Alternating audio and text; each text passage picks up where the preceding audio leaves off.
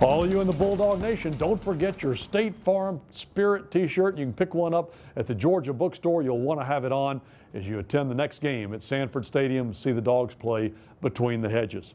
You know, entering now, this is his third full season as the voice of the Georgia Bulldogs. Scott Howard doing a great job bringing you all the play-by-play action each and every week.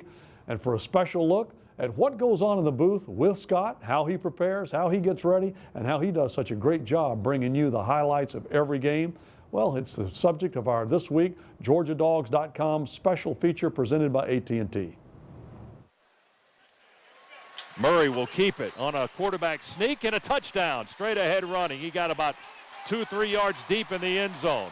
Big hole for Murray. He piled in there for the score. I guess it's a journey that started right over in those seats about 25 years ago when I was a student here listening to the games. I mean, I was the one guy in our group of friends that always had the radio with me. Never really imagined that, in 1984, whenever it was, sitting over there, that I'd be sitting over there, 15 years later. And as the play-by-play man, I think the newness is kind of still there for me a little bit. Now, some of the games that we've played over the last 2 decades, working with Larry, maybe if I'm contribute to a call or something like that, it's like, yeah, I was there at that moment. The Tennessee game in 2001, and the pass to Ron Haynes and the Hobnail boot call. I mean, I was squealing in the booth while Larry made that famous call. And when you hear that call, you hear somebody giggling in a high-pitched tone. And there's a touchdown! Touchdown, my God, a touchdown! Way through it. And that was me, but I hear things like that, and it brings back great memories, and it's great to be a part of a moment like that. But it's basically what we're doing. We're informing people, but we're trying to be entertaining as well, and have fun and laugh a little bit and keep it light. There's a snap out of the shotgun. Hillary looking, dancing. Now he heaves it up downfield, and it picked off Bakari Rambo. Rambo to the 40. Rambo to midfield. Rambo hurdles a man into territory for the Coastal Carolina. He fumbled the ball at the 40-yard line. It went rolling down around the 30. Did we get it back? Who's got it? They got it back. Wow. Oh, and now they got a first down. Oh, my goodness. Actually, I have a good spotter because he prefers to set up the board for me. So I set up my own chart, and mine is much more Neanderthal. It's just handwritten, and it's all scribbles and notes. And I use just a manila folder that I have all my game notes on, front and back. And then Tony Schiavone, who spots along with Neil Williamson during the game. Tony makes the boards every week.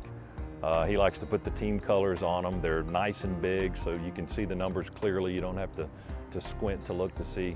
But they keep an eye on the game. It's usually a 2-deep roster with some extra players on there, special teams guys that you have. So you have, maybe close to 50 names, front and back, offense and defense on the board. And it just rotates throughout the game.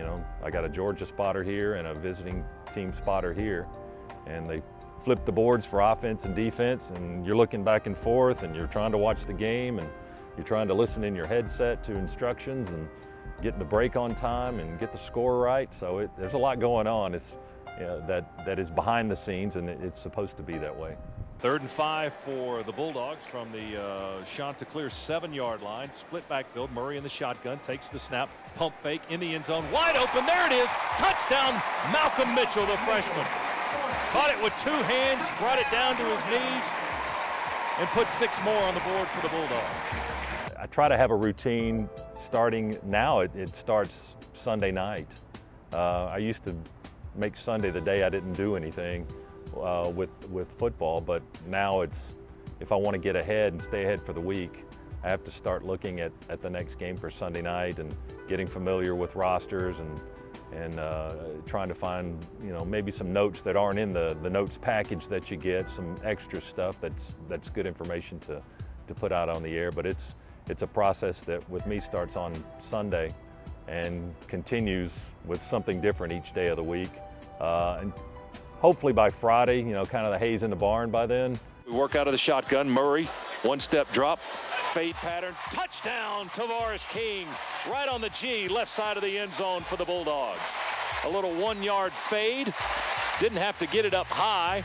I still kind of snicker at that voice of the Dogs because after working with Larry for as long as I did and as long as he had the job, that's what I consider. That's who I consider the voice of the Dogs. But you know, I've never wanted to be anywhere else, and fortunately, I've been blessed to be in this position, and I've known some good people who have helped me get here. So it's been a fun 20 years or so. I can only tell you, a lot of fun working with Scott each and every week.